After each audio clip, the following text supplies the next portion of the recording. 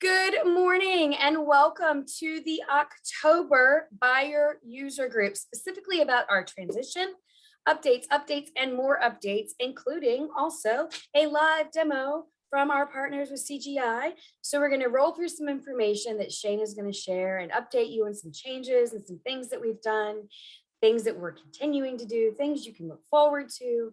Then we're going to turn it over to CGI and they're going to provide you another marvelous demonstration of the functionality, capabilities of what you're going to look forward to learning about and training on and being able to use in the platform when we go live. And then we will have our designated Q&A time. So I'm said it before, I'm going to say it again. Use the chat to just make a general comment. If you need to send me a message specifically, make sure that in the drop down for the chat feature, you're selecting to send it to the host or to the panelist versus sending it to everyone. But if you want to just make a general comment, you want to send it to everyone, that's fine. When you have a question and it pops in your head, we might answer that along the way as we get through information. So go ahead and just jot it down. And then when we get to that Q&A segment, which we've allotted 30 minutes of time for at the end of today's buyer user group, then I want you, if we have not addressed your question, when I kick off that Q&A, to use the Q&A feature at that time to ask your question using that feature. So please, please, please hold your question, jot it down, see if we address it. And then if we haven't, when we get to that Q&A segment, go ahead and put it in that Q&A feature so that we can have your question in queue and make sure that we get through those and address them during that segment. So I think that handles all of the logistics. Thank you guys for being so fun and joining along with, I get to see all of the different in the chat, the different teams that you like. So thanks so much for that. And without further ado, I'm going to go ahead and turn it over to Shane and let him officially get us kicked off. If you need me, you can definitely send me a chat. And Shane, go ahead and take it over. All right. Thank you, Kim, and good morning, everyone. Delighted to be with you guys here in October as we get ever closer to our live date, which is coming up soon. Got a very, Mark is smiling. I can see him smiling to that comment. Delighted also to have Mark Orlando and John Kapler with us from CGI. If you've been coming to user groups, you'll know that these guys have been doing a lot of our demonstrations for us, our live demos, which will be coming up here in a minute. And as I say, I'm between you guys and that demonstration, just trying to get some updates out to you. Quick agenda this morning, some things we're going to go through, kind of tying back to some user groups we've done. We're going to look at our key dates. And it's very similar to what you have seen over the last couple of user groups, and we've got some updates there. We've made some changes based on feedback from you, our end users and our entities. As you know, we set some dates a couple months ago on some things we wanted to do, and we heard from you. We listened to you. We were able to look into the system or a policy or whatever it was a little bit deeper, and we have made some changes. So that's really cool. And thank you guys for working with us and expressing your concerns. And I hope you appreciate some of the changes and updates I'm about to share with you. That's kind of the next part. I'll go through the dates and then I'll hit, it's a little bit of a repeat, but that's not a big deal because I'll do clarifications and updates in more bullet point form. So you can kind of have those documented. Remember, these sessions are recorded. So you can always come back in and look at the sessions and fast forward to the parts you need to see. So that way you'll see some of this stuff in documentation form and be able to reference it if you need to. As soon as I'm out of the way, I will turn it over to John Kapler first for his portion of the demonstration. And then John's going to turn it over to Mark Orlando, and Mark will take us home for some, quite honestly, some sourcing things that he's going to show us that we're really excited about. And then, as Kim mentioned, some questions. We'll take your questions and comments towards the end and hopefully leave a solid amount of time for that. So let's dig into the key dates. Key dates, important dates. For those of you that have been coming to the user groups or joined us in the past, you've seen these before. October 15th, November 1st, December 1st. Highlighted in yellow are the changes, and I'll deep dive on those when we get into the kind of the clarification section. But real quick, we had set some stuff on October 15th, and one of the big ones was our ad hoc non-registered supplier option that's currently in the email. We were going to deactivate that based on some conversion things and how that data converts and some questions we had about our new platform and how we were going to make that work. We've cleared a lot of that up. And good news for those of you that do confirming orders, P-card confirming orders mostly is where we want to see this, obviously. But we are going to let that remain active through the transition. And I'll hit that in bullet form on some subsequent slides, but just something I wanted to highlight there. Back in coming up here really soon, messages within the various modules for things that are still changing. Those messages are still going to go in to the existing platform to help you and your end users keep these dates straight. So when you're actually making transactions, you'll see some warning messages and some dates baked in to the existing platform to help you with that. November 1st, we had earlier another change, and that's why it's highlighted in yellow. We were going to cut off electronic responses because there is an issue with converting responses in the existing platform into the new platform, where that's just not going to happen. And talking again to some of the entities and your ability to get a solicitation issued and to be able to wrap that up before we convert by making some sort of award decision. We made a change based on that, and we're not going to do any disabling of electronic responses now until December 15th. So that is highlighted there as a change. That is a change. And we're going to talk about that in some subsequent slides. So just basically taking the old timeline slide we have, highlighting areas where we've made changes, and then you'll see some updates here in a second. December 1st, worth repeating. All hold here, VBO buyer is disabled. No new solicitations or amendments for you VBO buyer users on December 1st. Bid tab, award, no award can be posted, so you can still do those updates. If any of you guys get into a situation where you are compelled, you have to get a solicitation out the door, you can work with your account executive using the sourcing and contracting module to put together a pretty basic solicitation. And quite honestly, if that remains open during transition, they're going to convert, right? So there are paths. We're not going to leave you if you get into a situation where you have to get a solicitation out the door and you're currently not using our sourcing and contracting model. There are options. So don't feel like you're completely in a ditch. But we've made this announcement about that December 1st date. That's been out there a while, and that is going to hold. Also on December 1st, it's an ask, we to the best of your ability, to pause those reference data updates, addresses, accounting, workflow, users, et cetera. We understand in a security situation, if you have an employee who departs your organization in that December time, you're going to have to deactivate them. We're not saying you can't do that, but to the best of your ability, if you could hold on those reference updates to some of those data fields until we go live in the new system, we're kind of targeting December 1st for that. And that is also no change there as well. Shifting to slide 2 here, I made some updates. So those things I've marked in yellow, I've moved over here. So there's December 15th now. Electronic responses for sourcing and contracting will be disabled now, not November 1st. Again, not November 1st, but December 15th. So there it is, slipped it into that date there. And then we really are asking around that time frame, please, please, please, please, please, get it on your calendars, get it in your mind, trying your best around that December 15th date to finalize all your quick quote and VBO buyer solicitations. And quite honestly, all your solicitations, you need to be really, looking at that date to the best of your ability to wrap those up. And we'll talk about that again as well.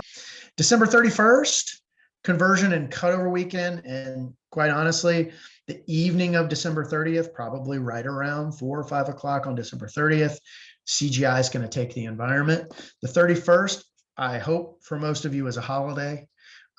So the existing platform will be down and will be going away the 31st through that entire weekend, and then go live Monday, January 3rd. You will, eva.virginia.gov will still be there. Your login will still be there. For those of you that use federated identity management or single sign-on, that should be working. I know we've got some work to do there, but that should be up and running. And you should be able to hit eva.virginia.gov or your single sign-on. And when you go into the EVA platform on January 3rd, it will be the new platform or the converted platform or the transition platform or the modernized platform, however you want to look at that. So January 3rd is when that's going to happen. So those are some key dates when you're thinking about system conversion and where things are going to cut over. Let's dig a little deeper over these next couple slides about some of the updates and clarifications and some of these date changes and some additional guidance. So let's go ahead. Again, worth repeating, there's really been no change here.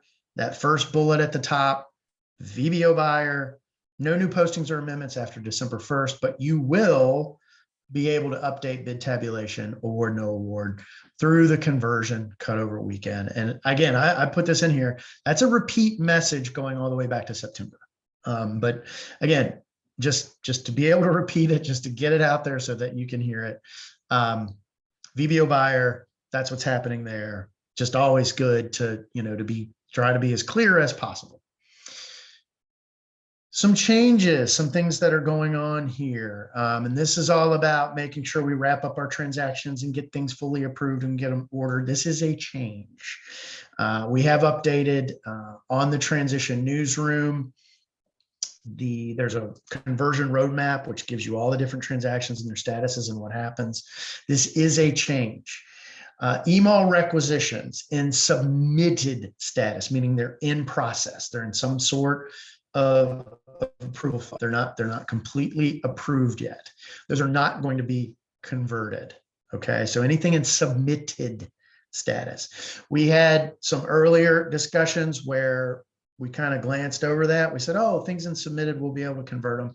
And as we've gotten deeper into our conversion work and working with the data, we realized that's just extremely difficult to do with approval flow. And if you're midstream and where you are in the process, it just makes it very, very, very difficult.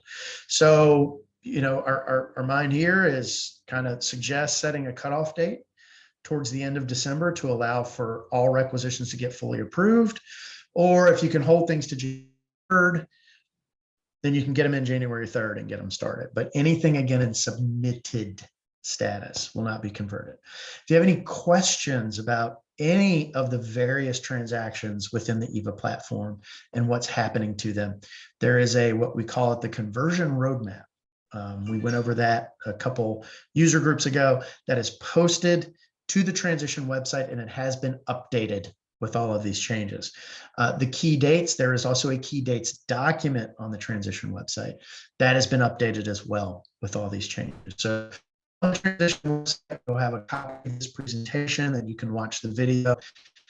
And then the key dates and the roadmap are updated as well. But again, requisitions and submitted, not being converted. We really need you guys to kind of look into December and say, boy, I better make sure everything's finished up by the 28th, 29th, 30th, 25th, whatever you want to do, but, don't, to the best of your ability, leave things in submitted. And obviously you guys can run reports and, and kind of check where things are from a status perspective to help out with that, to make sure things are moving along. This one doesn't affect potentially a lot of you. They're not used. This next bullet, the third bullet, it's not like every agency, every local government, every entity is using these, but we have these approval rules in our existing system called override rules. And the concept here is, imagine if below a certain dollar limit, let's say $1,000, just for argument's sake, if an end user uses a contract and the contract is used and the dollar value is less than 1,000 or 500 or whatever dollar value you set, some approval rules can actually be removed. It's an efficiency thing, So if my end user, if my users who are making these purchases are following the rules and using contracts and staying under certain dollar thresholds, we have this ability to override certain rules. Maybe it skips the procurement office if I'm under a certain dollar value and I've used a contract. Well, procurement doesn't need to look at it. As long as the supervisor and budget manager approve the expenditure, you bought off contract, you kept it under a certain dollar level, maybe you used a SWAM, we have these override rules in place to remove some of the rules to speed up the approval flow process. Those are actually not going to be converted. And if you are an organization that relies heavily or really likes these override rules, we'll be able to add them back after we go live. So you may have to live there for a few days or weeks with a little bit deeper approval flow than you need, but we will be able to build those override rules back in for you after go live. So I don't want to think you'll be left in the lurch. They're not used a lot. And when, again, when you look at conversion, converting one rule takes as much work as converting 10,000, right? So when you're triaging and on the timeline we're on trying to get through things, that's why you're seeing some of these decisions being made, right? It takes as much work to do one thing as it does to do something where there's hundreds of thousands. So that's why, in some of these areas, as we've gotten deeper into conversion, we're saying, ooh, to be able to focus on an area with high volume, we're going to make a decision here, to kind of shorten our timelines and allow our development teams to get through a lot of this work. So this is one area, but again, we'll be able to bake them back in for you. All right. So hopefully not a huge impact, but certainly something we wanted to make you aware of. The last one, I just got it. It's a timeline. Just talked about on the last slide. Ad hoc non-registered supplier will not be disabled in current EVA. We're just going to let that roll. Good news for those of you that have to enter or are, by policy or whatever, compelled to put in, those confirming P card orders. We have what I think is a very easy process. We're ironing out the details of that right now. We're meeting about that this week and kind of finalizing how we want that to look. And so guidance is going to be coming out on that, and you'll have that guidance in your hands on how to do that, or at least, the account executives will have it to share with you, depending on how we distribute that message, on what that guidance is going to be and what you're going to do in the new platform. I do want to make it very clear, we are not converting transactions that go to non-registered or this concept of ad hoc suppliers. We don't have a vendor profile when you guys do that. You're basically keying in, very limited data. It doesn't truly go into the vendor profile. So when we convert them, we have nowhere to point them to. So those transactions are not converting. They'll be available in the data warehouse. You can run PO reports, all sorts of good things on that. But again, not converting, but we're not disabling it either. We have solved this problem, and we appreciate several entities reaching out to us about that, and appreciate CGI working with us to kind of iron out that process and get that squared away. So excited to share that news with you. From a business processing perspective, we hope that takes some anxiety away from those those entities that rely on this for, those certain confirming order business scenarios. And then again, we'll have a kind of plan of attack for you in the new environment, and that'll be coming soon. Some additional updates and clarifications. I mentioned this earlier about, disabling electronic responses. This is also in the roadmap, but I want to be super clear and cover this today so that it's clear for those of you that are getting electronic responses. And this is specific to sourcing and contracting. Okay. Those of you that use VBO Buyer, I've got your rules in place. Mark's going to show you some really cool stuff when he does the sourcing demo here in just a sec. Some of you have seen this same sourcing demo. He's going to show you some great stuff about the new platform, the new EVA's sourcing tool. I think you're going to love it. I think you're going to be super excited. Your ability to do that business, and your move from VBO Buyer into that tool, I think it's going to make you happy. But again, speaking of those of you that use sourcing and contracting, paper and electronic responses in the existing environment will not be converted into the new environment. So what does that mean? A couple of key points here. Supplier electronic responses will be available through December 15th. We heard from several entities that have really transitioned to sourcing and contracting, rely on electronic responses. This date allows them to continue to do that business, to lighten that workload for them, to get those electronic responses. And that all gets back to, please evaluate, award to the best of your ability, and close these things out. And that's that second bullet. To the best of your ability, evaluate and award, as many closed solicitations as possible prior to the cutover weekend. For any solicitations that you can't, it extends, through that period of time, through the transition time. You've got one of these long running. We've heard from some of you, maybe you're doing an A&E construction type situation and it's just got a long time frame. If you're getting electronic responses, certainly if you're getting paper responses, download and save them. Get them out of there. Make sure you're saving those responses to the best of your ability. If you have a sealed situation and you're going to carry over, you're going to have an open solicitation that's going to convert and be open and go into the new platform. You may want to consider not accepting electronic responses for that and making sure you have the bids so that you can get them into the new platform and they're not stuck as a sealed electronic response during conversion. Because again, they're not going to convert and you're not going to be able to unseal them.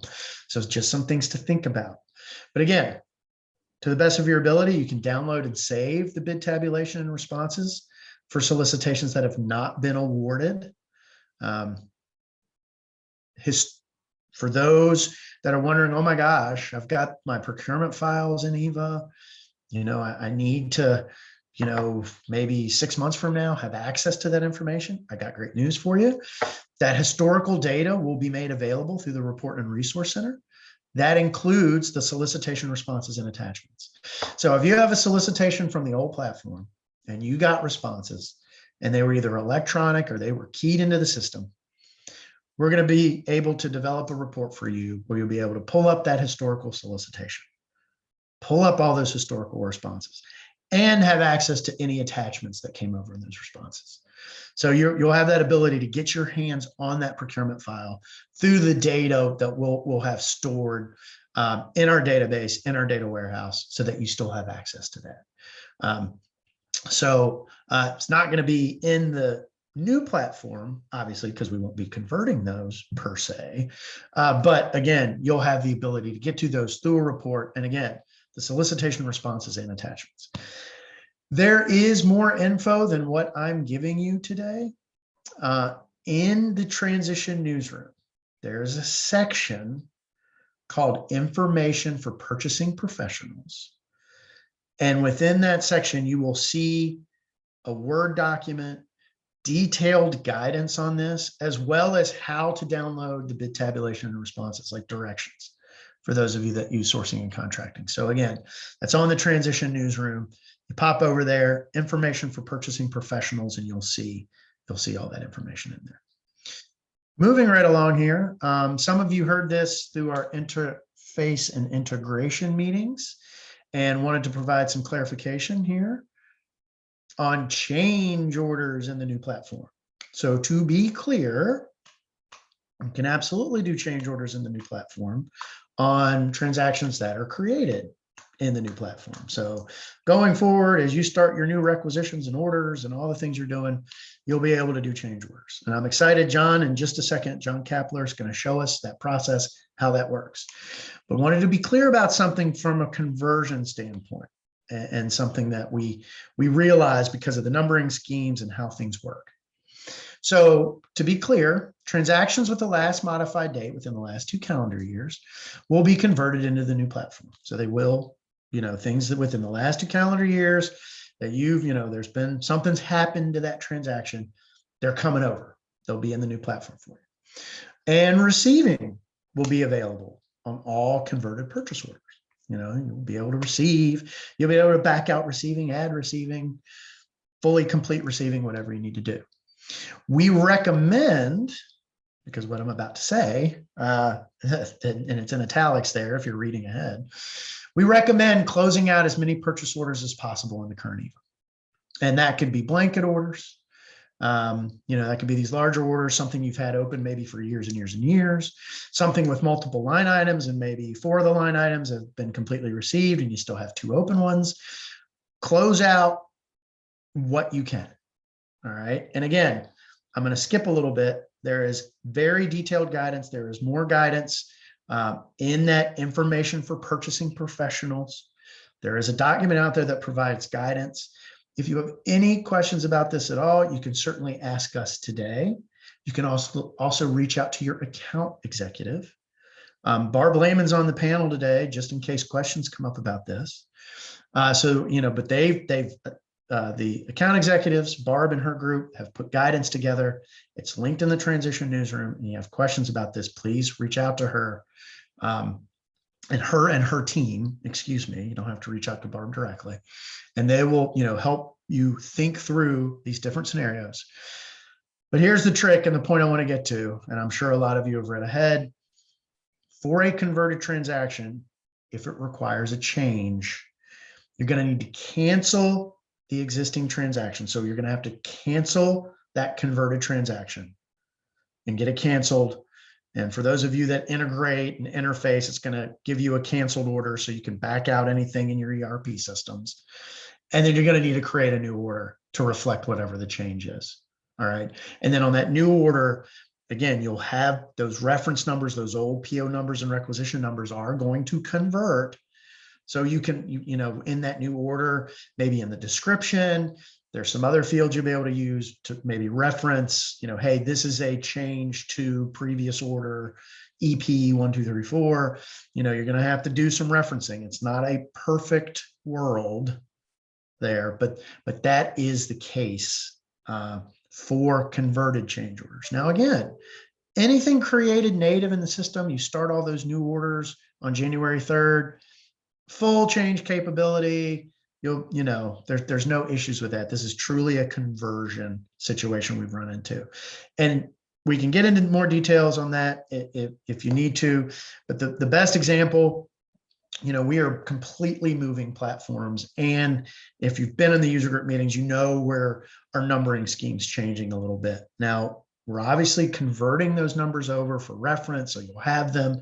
We're also, for those of you guys that integrate and do any type of integration, those reference numbers are going to be available for your ERP systems, so they know which transactions they're dealing with. We're not going to lose, any reference to those old numbers. But the new platform, from an order delivery perspective, from a receiving perspective, all those different things, it's very hard to get the change right because of the new numbering scheme that's going to be starting up. So that's why we're canceling any existing converted orders and having to create a new one if we are compelled to do a change. So that is a little bit of a nuance. Again, guidance in the information for purchasing professionals. But what I'm excited to do right now is I'm going to stop sharing.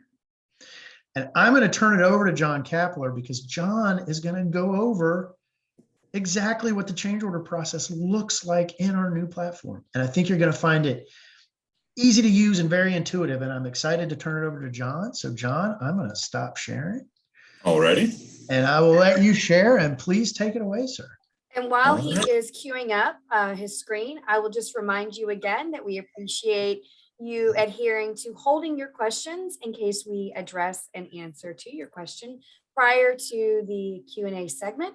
We will start that Q&A segment around 11 o'clock, and we'll allot 30 minutes for Q&A. So if you can just jot that down at home or your office or wherever you're located right now, and jot that question that you have down. And then when we prompt you, when we get to the Q&A segment, throw it over in that Q&A, and we'll be glad to get to it then. So thank you so much for your cooperation. And John, take it away.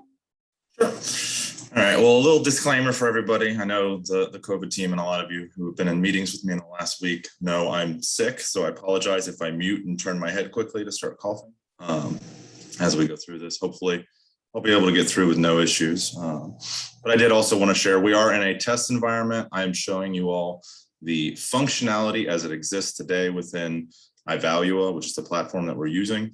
By no means is that any notes on policy or how you guys should be doing your day-to-day work. But I do just want to show you the functionality so you can see it, experience it, and we can kind of keep working through it. So currently you can see I'm logged in. I'm within a requisition that is in ordered status.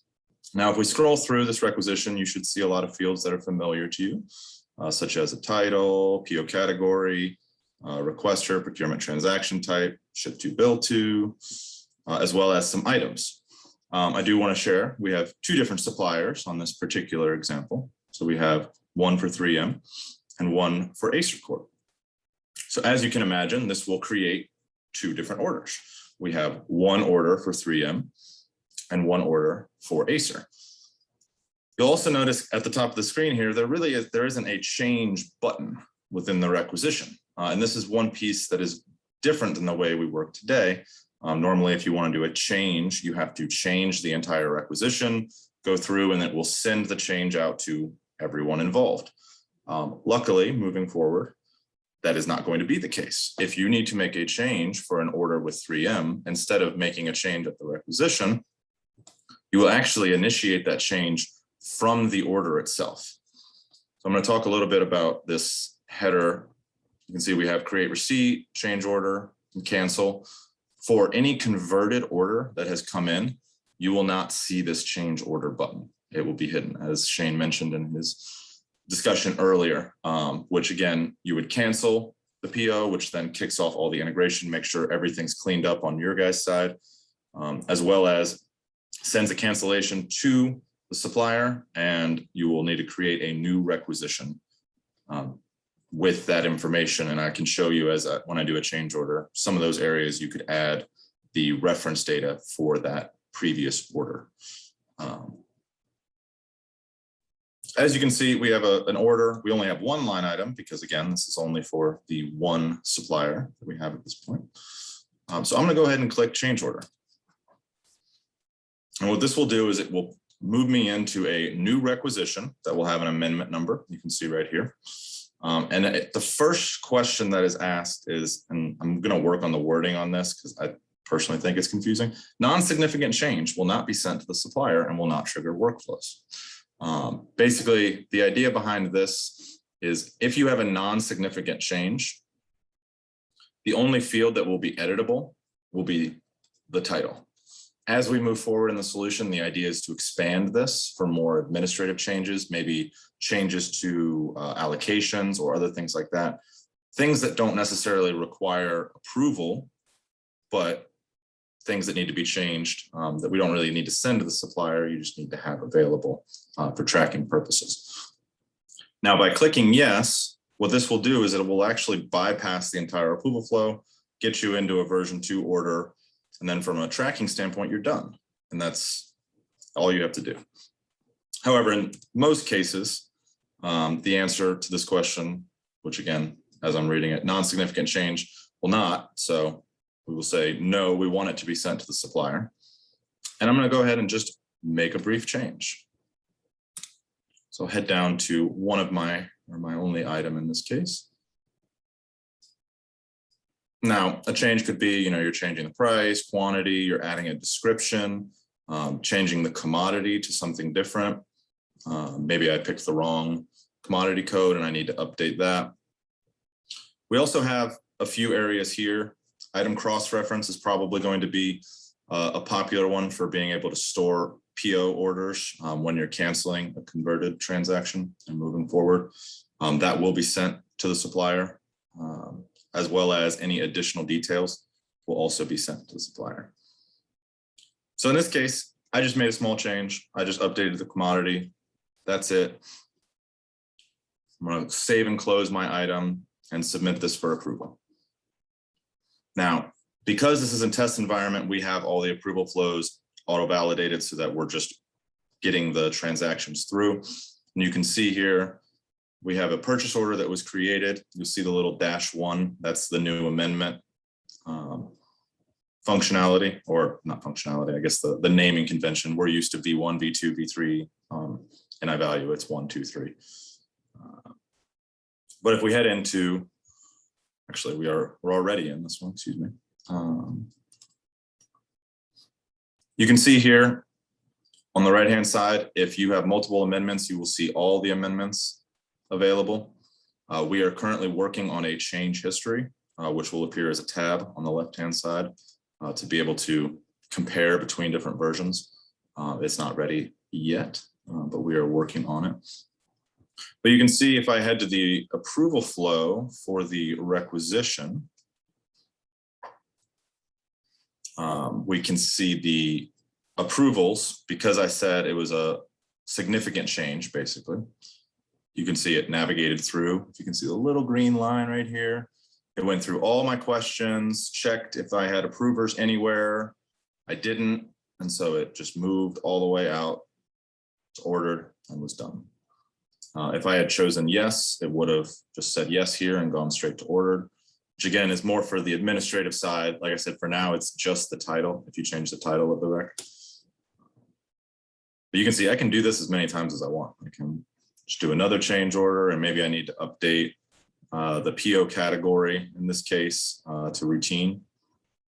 And I need to answer. Thank you for reminding me. Go ahead and send that through. And every time I do this, it will create a new version. You can see now my order amendments have an additional, and we're just continuously creating these. Every time an order comes out, it's pumping it to the supplier. The one piece that we're working on, and you can see within the workflow, we have a concept of internal order. Now, this is for an administrative change, confirming orders, things like that. The supplier doesn't need to see because they don't need to take action on. There'll be a internal order moving forward. So that way it's tracked, but they're not going to be confused with some order that they may feel like they have to fulfill, which I think is a pretty big win on that front. So we're still working through that. But really, that's change orders in a nutshell. You can see I did 2 in just a couple minutes as I was chatting through. All in all, I think it's very helpful. I personally like that it's at the order level that you're making changes as opposed to the requisition level. So that way, if it's specific to one particular order, you just make the changes for that order and you move on. That is about all I had. Shane, is there anything else you wanted me to share or chat about before I hand it over to Mark? No, that's great. That's exactly just to kind of show people, you know, the process there. So really appreciate it, John. Sure. All right, I will hand it off to Mark Orlando. We did have one request that came over, how to add to the change order. So you just, when you do the edits, you can add to it because you change the quantity. So. You mean like add a line? Yeah, I believe that is exactly what they meant. Sure. Then I can show you real quick. So if I'm doing a change order, it's as easy as coming in. There should just be an add line button. So you would just click this and you fill in your additional details. And then that would now be a part of that order moving forward. I'm not going to do it just for, but you can see, hopefully that answers the question. Anything else, Kim? Well, and then John, if you were going to edit the existing line, you click the little pencil. Right. And you could add quantity, remove quantity, things like that. Update description. Yep. Change your delivery date, that sort of thing. And you can add accounting information. That's another question that's coming over about the specific demo. Sure. So I will hit that real quick. So allocations live down here at the bottom, which you'll see I have how much data I have in this environment here, but you would just update that information here. And you can do splits, anything you need. And you could do mass edits if you needed to. If there are multiple lines, you could mass edits. And, yep. Oh yeah, all that kind of stuff.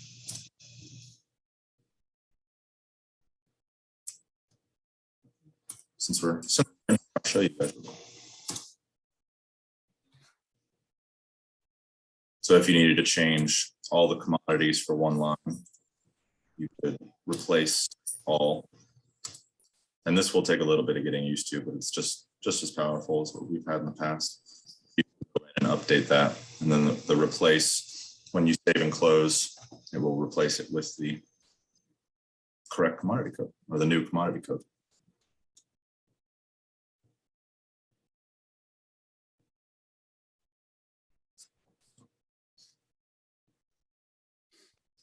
Any other chat questions? Probably going to be more as I'm hitting all these different. Can any changes be made once any receiving has been done? So can you create, if you've received against part of it? Yes, by default, if you've done a partial receipt, you can do any changes that you need to. It's kind of at this point on you to go and make sure everything is cleaned up once it's done. So if you've done a partial receipt for, let's say, 2 items, and then you change the order to only be 2 items, you just need to come back and make sure you update do a change order to change it back to that 2 items. And we're still working through some receipt things, just from a testing standpoint. But yeah, the goal will be that it's much, much easier to work through and with compared to today. I know there's a lot of, you have to negative receive all your lines to be able to do a change, and all of these steps that we have to go through today will not be there tomorrow. So we'll work through that.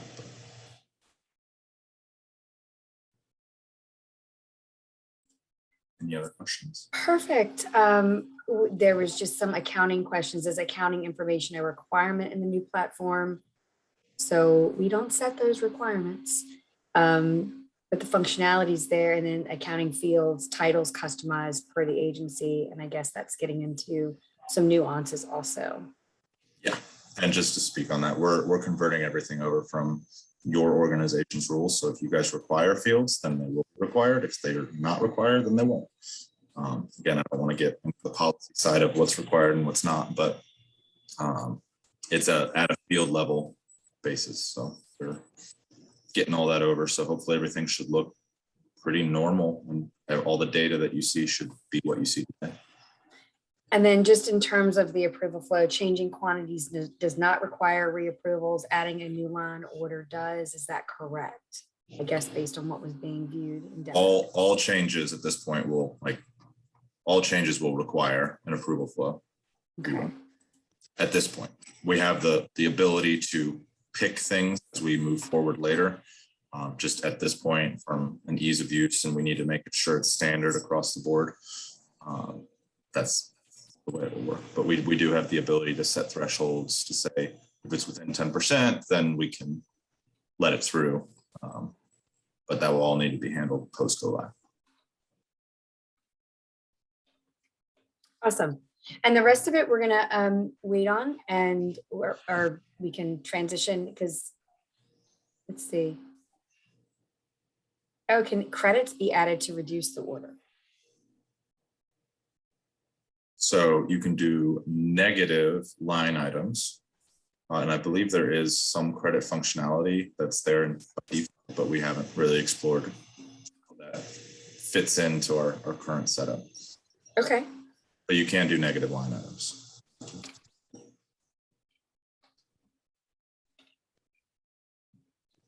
All right. You guys are asking some good stuff. And, you know, in terms of attributes that will be considered non-significant, that's a policy decision. So those types of things, Barb, do you want to touch on that at all, or? Not really, but certainly we can talk about that. I think Just a general.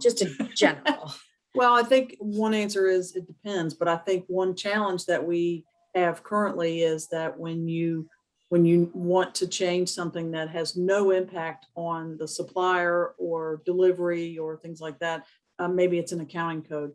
Our only option today is, that generates a change and it is delivered to the vendor, to the supplier, right?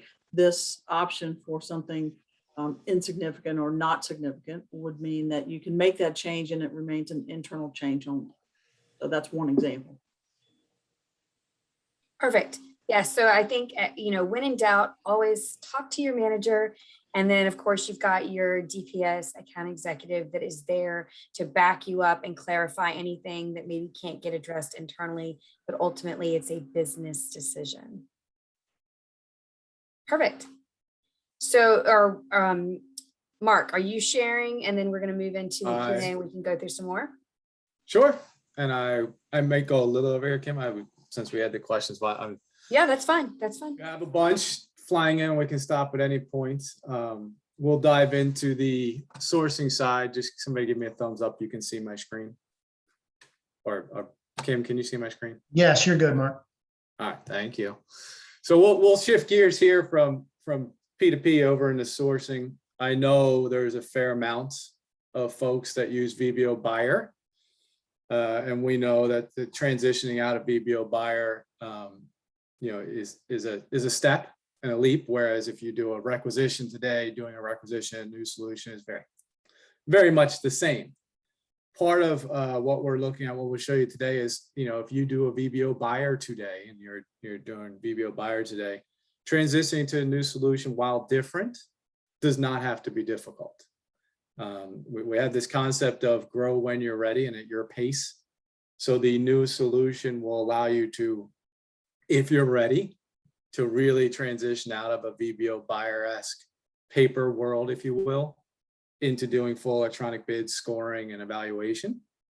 But if you're apprehensive of that, or just not quite ready, or just not there yet, you can certainly transition to the new solution in a VBO-like manner. So I'll show you that first, and then we'll quickly transition into kind of what we consider to be, hey, if the cool aspects and the efficiency gained out of using some of the new features and offering that'll be available to folks, and to move away from that VBO-like model. I will move quickly because we don't have a lot of time, so I won't go through all the examples. Some of these will be pre-canned, so as we go. So I'm logged in here as a typical buyer. I just have my own page configured. We don't have time to go through that. I am going to leverage one feature here for the demo, which I think people eventually will really start to use and like. It's the favorites feature. I cheated. I saved off some of my transactions. Okay. I'm going to start with a VBO-like example here for bookstore management. I ripped these out of a demo I did, and some examples out of live procurements for JMU. So if you see your stuff and it looks familiar, that's where this is. Now, you can ignore the main organization and commodity codes. For the purpose of this demo, I'm just choosing organizations and commodity codes that don't necessarily match the business I'm doing. But when you do this for real, it would match. It would be whatever organization you are and whatever commodity code is applicable. This one is a pre-canned one. I just wanted to show you what it would be like to do a VBO. You would set up your header here. In interest of time, I'm not going to do it, but you'd label it. You'd say what it was, and you'd fill in your organization and commodities.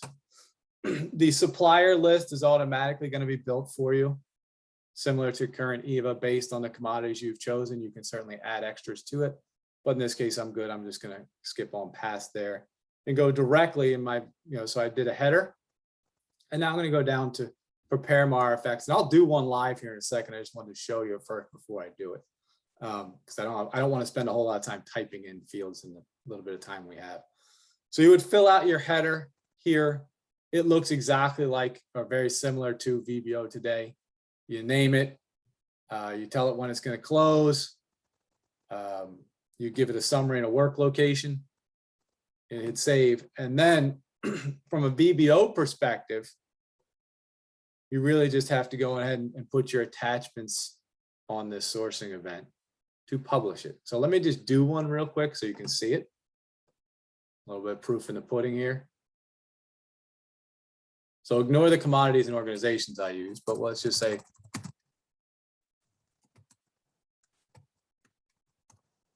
you do a VBO-like posting. We'll explain what these mean soon, but I'm just going to say I'm going to do it without scoring. I'm not going to use a program, but commodity code, I'm just going to choose one here for abrasives. And it's saved. So there's my basic information to start my project. I'm going to double check to see if it picked up any suppliers off of abrasives. Hopefully it did. And it did. So there's some suppliers for abrasives. I'm going to go past there. And now I'm just going to post my solicitation.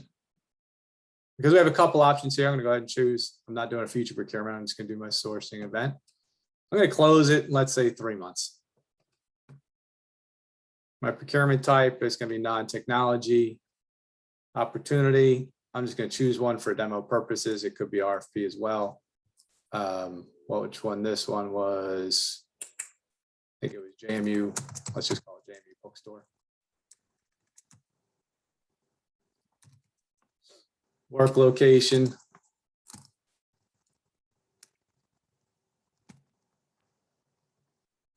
We're gonna check my options here. It's sealed bids. I can do work on behalf of. That all looks good to me. And it's saved. So I'm saving this. It is dynamic to say what else goes along with this. So I'm doing a sourcing event. It's going to build out the rest of the solicitation for me to complete. You can see there are extra items here, but we're doing just the pure, I want to just be like VBO, an easy transition. In this case, I just need to work with attachments. So I'm going to choose, so this add existing attachments, a new feature. There's templates or a library of attachments that are available to you within sourcing events. In this case, I'm going to pull the JMU terms and conditions as well as the general terms and conditions into my document. So a little easier. So if you have files that you're always putting on sourcing events at an organizational level or at an entity level or a Bisense org level, we can add those to the library so they're available to be selected. So you don't have to always pick them from some shared drive or some other place. We can keep those up to date in the solution. I'm going to quickly add those documents as my general T's and C's I'm going to attach and my JMU specific ones. And then I know I have a document that I want to attach for the actual RFP, because you know I didn't add anything. I got to tell the suppliers what they're doing for or what they're actually bidding on. So in this case, I'm going to go up to my folders here. You see I've done this before. So I just have a bookstore management.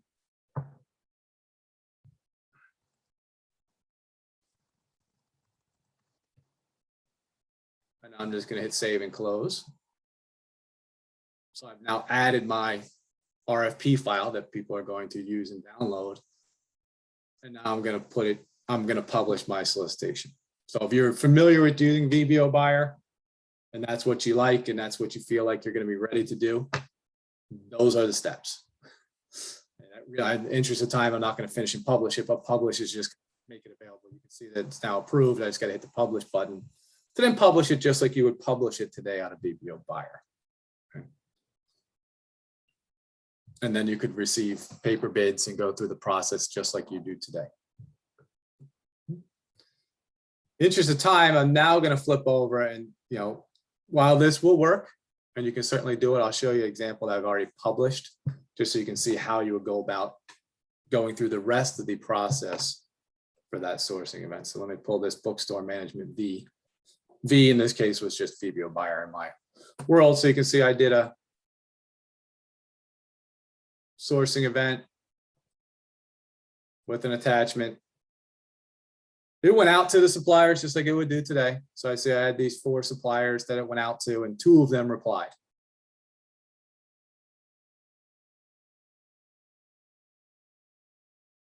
Slightly different, but I can still use this solution. While I didn't, you know, I can still get my solution in here and I can still decide who I want is the winner, make an award and move forward, right? If you're doing award analysis outside the solution, which you do in VBO today, I could simply come here and I know that Wayne Enterprise was the person I wanted to award. Choose Wayne Enterprises as the award winner. And then if I wanted to include, I can then publish that award information, very similar to you do today in VBO Buyer, by adding a comment and an attachment if you want an attachment.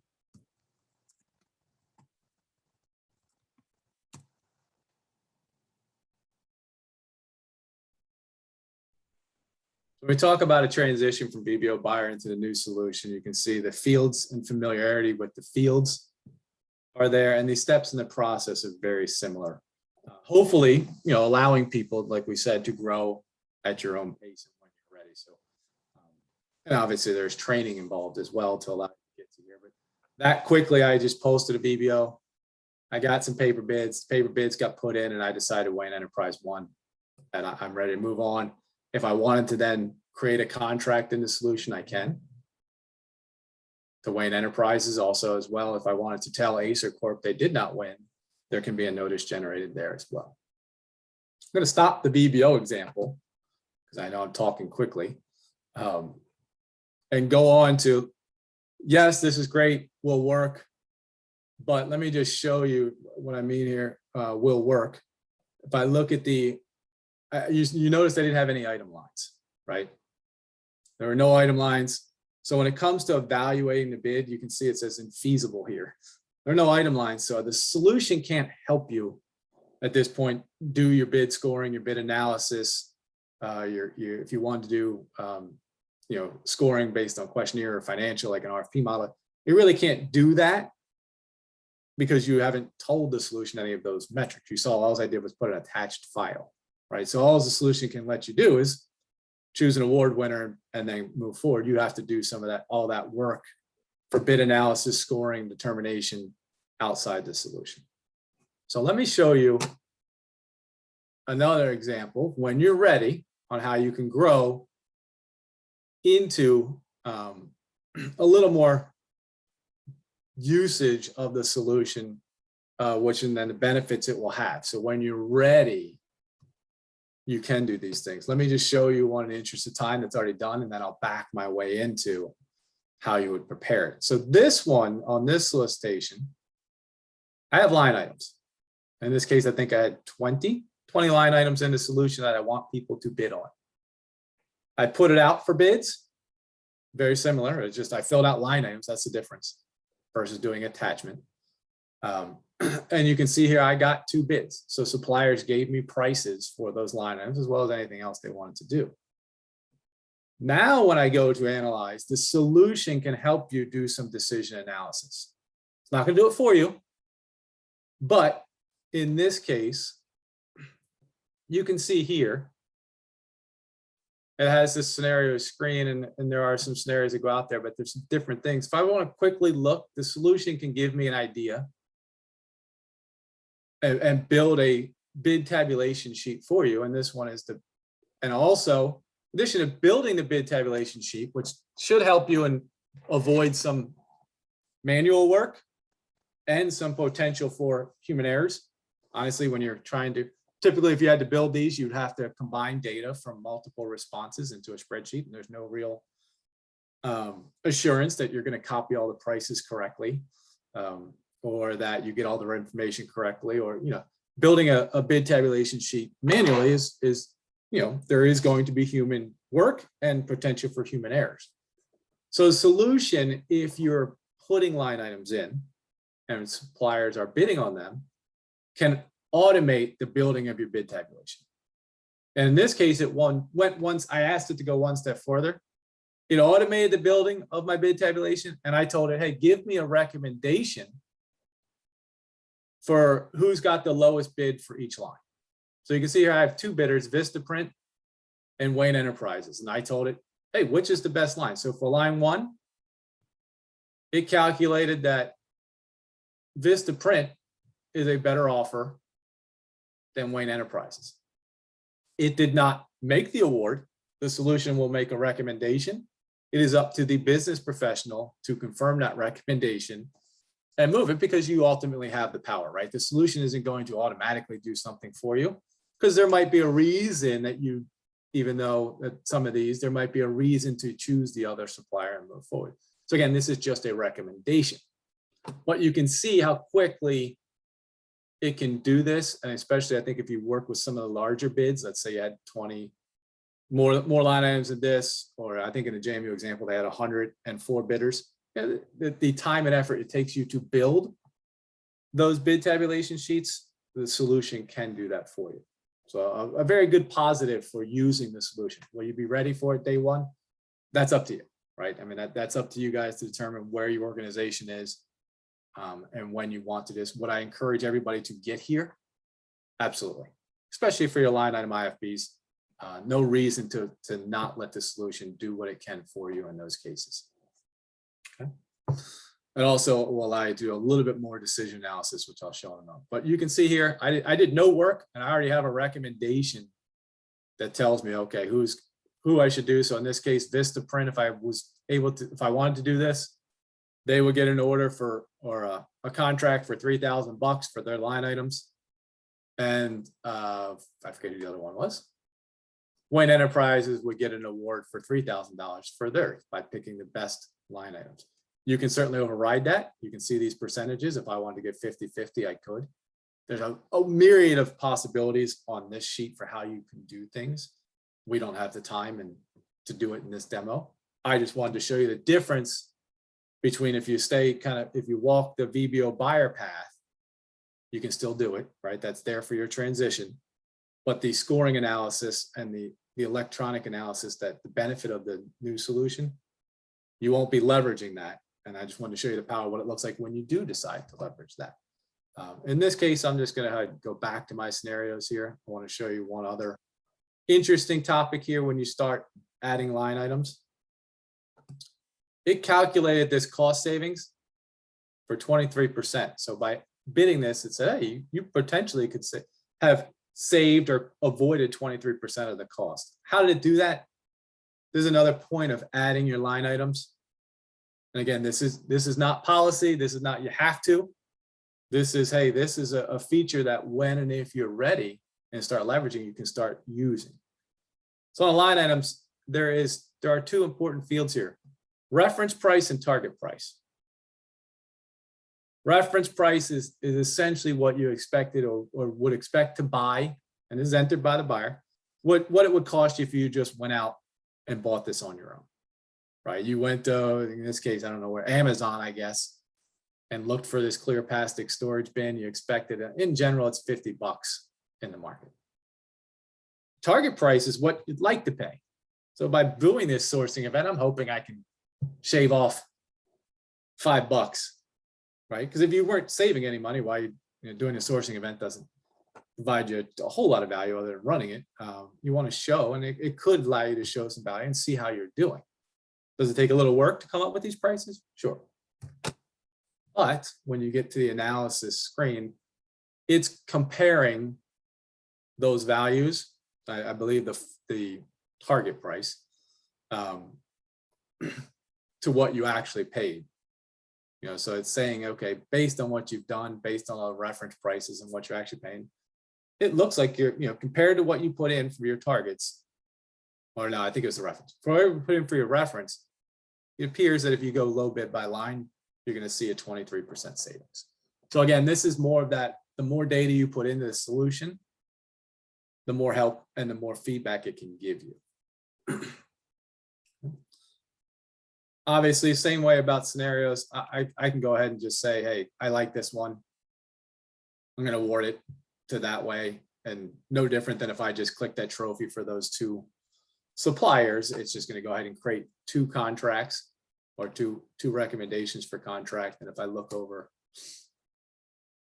here, you can see I have Vistaprint and its contract and Wayne Enterprises. When you go to create the contract, it'll bring forward just the lines that you gave Vistaprint into your contract and then to resulting catalog.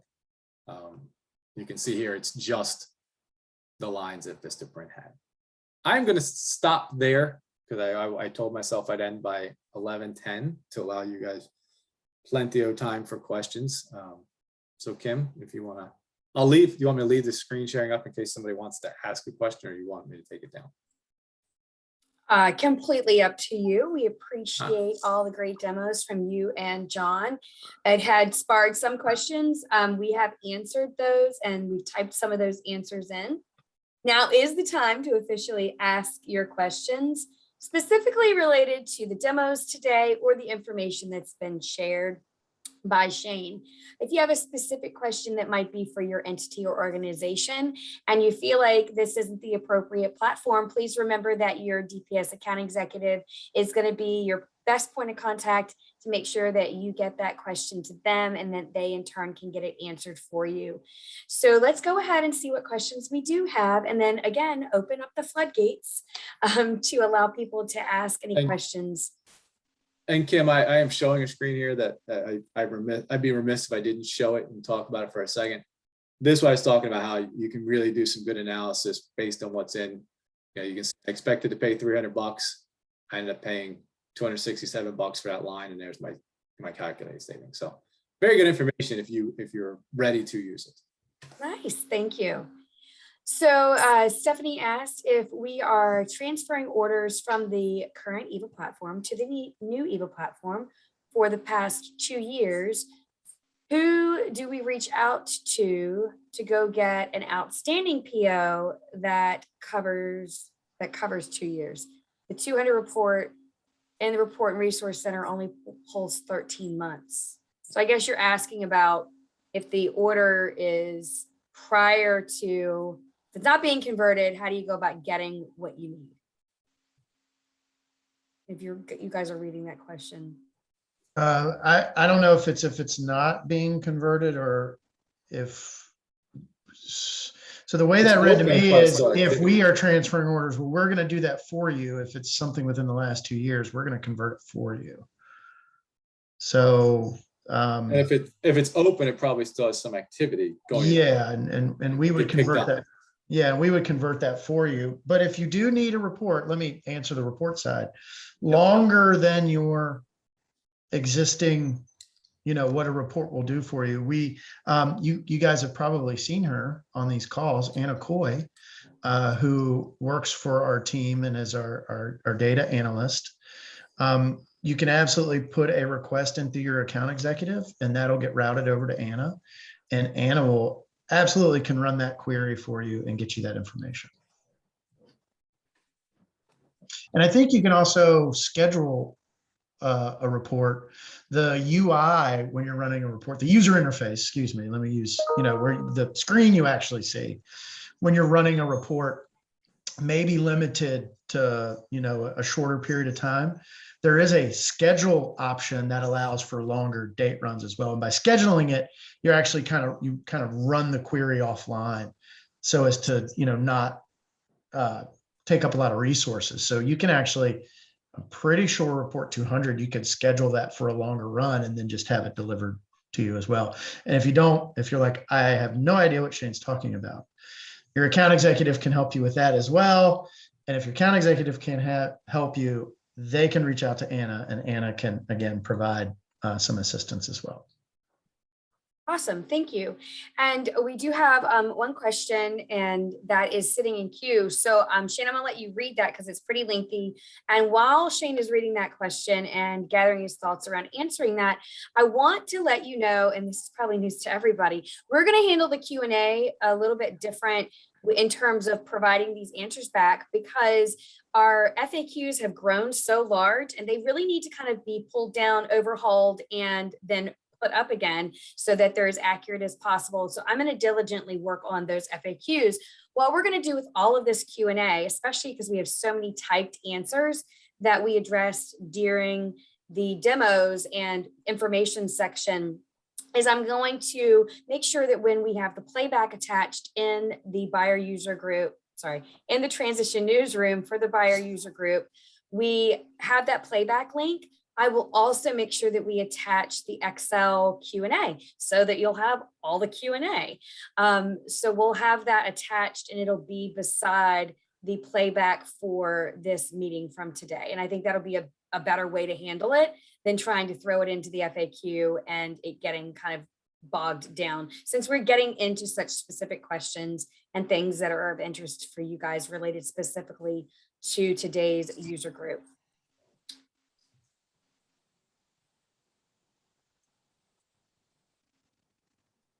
All right, so we have a couple questions. So did you want to take that one? Do we want to, well, the current.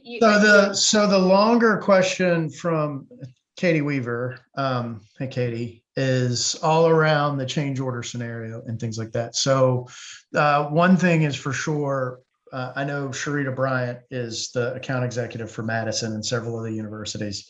That is absolutely something you want to run through Sharita.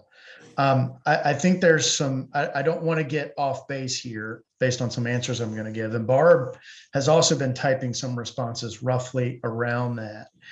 Certainly there is a communication plan to address some of these concerns with converted orders with their suppliers, and making sure that they get messaged and that, there's some clarification around that. Some of it, kind of reading through, because it's a longish question. If we have an original order number today and the transition is going to create a new number, which it will, so you have an original order, it's still open, it converts, there will be a new system generated number in EVA, and then the old numbers will be referenced. They will also convert. So if you, just to simplify this, we convert and it turns it into PO10, you would still see the reference to EP50 would still be over there. That would come over for a conversion. And then you cancel that converted order. That's going to send a cancellation to the supplier. And I will look at John and Mark, the EP number reference, the original order number reference would also go to the supplier. Okay, yes, John is shaking his head. So that the supplier, and we may have to help them. We may want to put that in a comment. We may, so if that is the case and we had to cancel a converted order, yes, they're going to see a reference come over with a new number, but the old references are there and the description and the line items and all that stuff. There is some ability for the supplier to see the reference number in a cancellation. So the converted, a number that actually converts over. And then, kind of that third part, are notifications, discussions occurring to the supplier? Yes, there will be supplier outreach around this issue. Quite honestly, breaking this down, that's one of the reasons for this process, where instead of doing change orders, we actually wanted to do cancellations for converted transactions. Because think about it. I started an order in the existing system with a certain numbering scheme. And then we're converting it. And yes, we're introducing a new numbering scheme due to the conversion into a new system, right? And I'm going to have those reference numbers there. If I did a change order, I'm not going to be versioning that old EP number, right? I'm not versioning that. I can't because it's not tied to the new system and how that new system's keyed. So that we thought would cause actually more confusion if we allowed changes to converted transactions, because you wouldn't know what to point it to. They'd be getting this number and they'd never seen it before, and it's versioning. The cancellation we thought would be more clear from a communication perspective, because they're getting, yes, we know it's a converted number, but they're getting this thing that says cancel. And so it's really completely shutting down the order. There's also been fee questions around that. Anytime a transaction is canceled for a supplier, all fees are refunded. That causes a refund in our billing system. So we thought the cancel and reissue process, having to then create a new order. Yes, it's not great. It's not ideal, but we thought it was way less confusing than actually attempting to version converted orders. And that's where you get into some of the things we talk about of, we've seen some questions.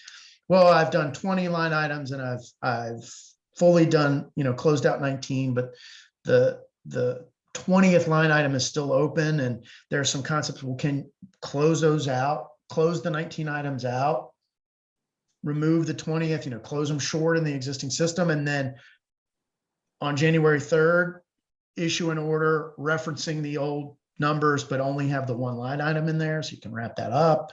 There's all, and again, I'm simplifying that. I know there's a lot of business scenarios. I really, really, really, really, really suggest, particularly you guys that are procurement managers, procurement directors, and leads, to reach out to your account exec to work through these scenarios. All right, so that it's crystal clear. Again, there is also guidance in the transition newsroom, but seriously, you guys are sending like, well, what if I do this? What if I do that? Reach out to your account execs. If they get into a scenario that they can't handle, you may even get to hear from a John or a Mark. They'll come in and help, right? To get those things figured out and give you guys a path. Also remember, this is short-lived. And I know it's going to be, there's going to be some pain points and unique business scenarios for those first couple months. It's short-lived. If you've ever been through a conversion before, and I know this, I don't want to simplify this, and I don't want to dismiss these issues, but it is certainly when you switch systems like we're doing and switching platforms, these are absolutely some of the things that we have to deal with. And we're trying to put what we consider reasonable plans together to allow for a smoothest transition as possible, including communication to our supplier community to clarify that issue. All right. So, and any of those supplier communications, as we put them together, if you'd like to see them or have them shared with you, I know we'd absolutely be willing to, give you copies of those if you want to do your own outreach to the suppliers you deal with. So sorry, that's kind of a long answer. The change order thing, I know it's very newish. You just heard it. We're introducing some complexity there. But we are here to support you and to kind of walk you through those scenarios and make sure you have a plan together, so that we can move forward. Kim, you're on mute. I sure am, as I'm moving my mouth. I thought this was a ventriloquist act. So we have a few additional questions, again, related to the change orders and those types of things. So one specifically is in construction multi-million-dollar order for a change order. The portion that has not been paid on the old order must be put on a new change order along with the change. Is that correct? I'm not sure I understand. So which one is that, Kim? It's from Jean.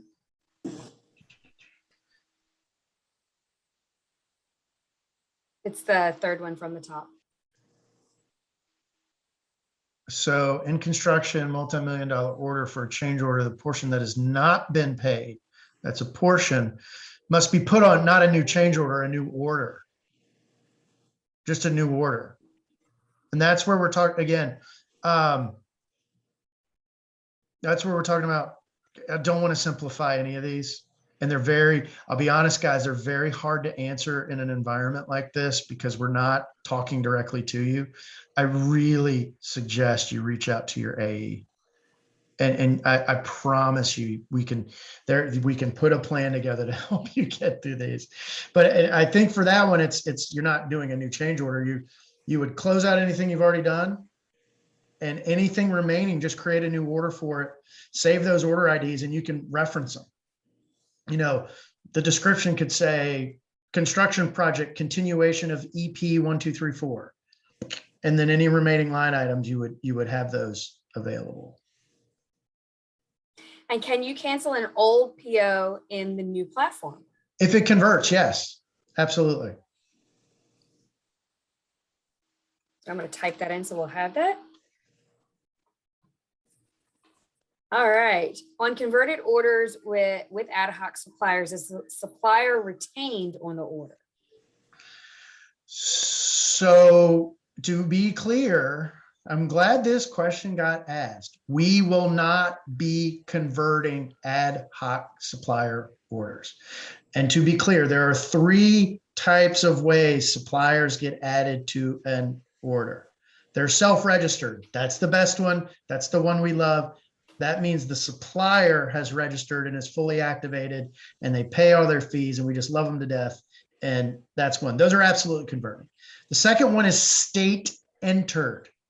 That is actually a full supplier registration. It's just, it was entered by a buyer, somebody in state government, local, whatever, but it's a full registration, right? Tax ID, maybe a W-9, they're fully activated and in the system. The third one is non-registered or ad hoc, meaning you key in maybe the name, a couple of the details, maybe you haven't even provided a valid tax ID, and you just push the order out the door. Those are not converting into the new platform. Again, that third example, non-registered, ad hoc, whatever you want, those are not converting into the new platform. They will be available in the data warehouse. You can go pull them, you can run reports, things like that. We will have a process for you guys to do that specific business scenario in the new platform, but they will not convert. Awesome. And if you cancel the old order and some of it has been received and paid with the charge card, then the credit would be issued for the canceled order for the items charged, and the new order, you would have to add back all the items and that were ordered in the first order. So I guess it's like partial receiving. Yeah, if everything comes over and you cancel it, I mean, it's a cancel. I mean, it just, it cancels it. Now, how that works with the charge, I mean, as soon as you create a new order and if it's for the same amount or you add additional amount, I mean, certainly you may not have to charge the card again. But that's one of the nuances there, depending on how the supplier wants to handle that. And will it be easy to pull a list of orders that get closed? Well, sure. I mean, there's nothing, everything's going to be in the data warehouse. So my answer would be yes. Yes. I mean, The reporting is available. Reporting is available. That doesn't change. Any order you've done, quite honestly, back to the beginning of Viva, is available in the data warehouse for reporting purposes. So absolutely. All right. And then let's see what else we have with the couple of minutes that we have left here. Hey, Kim, yes. if you don't mind, sorry, I think that we should address Mary Lou's question, the last. That would be the last one. So yes, please. Yeah, I mean, I think that deserves a verbal answer from you guys. I would say to that. So the question is, if we have an RFP posted, so I post on December 1st, my due date is not until January 15th. Is it okay to assume that suppliers will be able to respond electronically anytime after January 3rd? And so I think we would all say yes. However, you don't want them responding prior to December 15th because those responses will not convert for you, Mary Lou. Okay?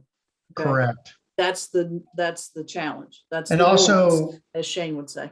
For Mark, I would assume there would need to be an amendment to the solicitation to make sure electronic responses is enabled once it converts, or is that not necessary? That's a good question. But yeah, to that point, Mary Lou, electronic responses will be available until December 15th, and then we are going to disable that option for suppliers. So you would have that 2-week period, right? I don't know that you would get any responses during that 2 weeks anyway. However, that is something you'd have to watch. Or you just don't allow electronic responses when you post, which is the safer option all the way around. And then once we convert, the system will be open for electronic responses. So. And again, with some of these great specific questions, work with your DPS account executive.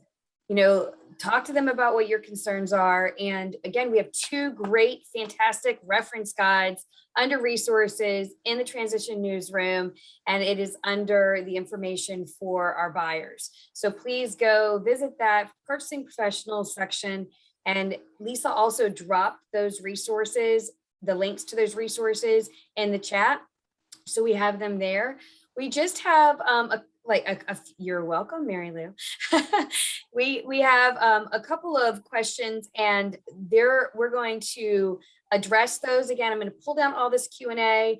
We have a lot of answers that have been provided. We've got a few outstanding questions, and we will get you those written responses. We will post up the playback and post it to the transition newsroom, and to accompany the playback, we will also attach an Excel spreadsheet of all the Q and all the A that goes along with it. So I apologize that we've run out of time. Thank you so much for your time, attention, attendance, all of your great questions, continuing to be engaged with us. We truly are all in this together as we continue to transition and learn, because you're not the only ones learning. We're learning too, and we're here to support you through it. And thank you for helping us think of the things that maybe we don't think about that are so close and near and dear to what you do every day. So thank you, CGI, for the great demos, and of course, our DPS family for participating and answering the questions. And I just want to tell everybody to have a great rest of your day. We will see you at Summit. because that will be the next opportunity to engage with us and hear more about the conversion. In the meantime, keep your eyes out for EVA extras that come stocked full of information, and visit that transition newsroom. And again, don't hesitate to reach out to your resources that you have available if you have questions, so we can get you those answers. Thank you guys so much, and have a great rest of your day. Thank you.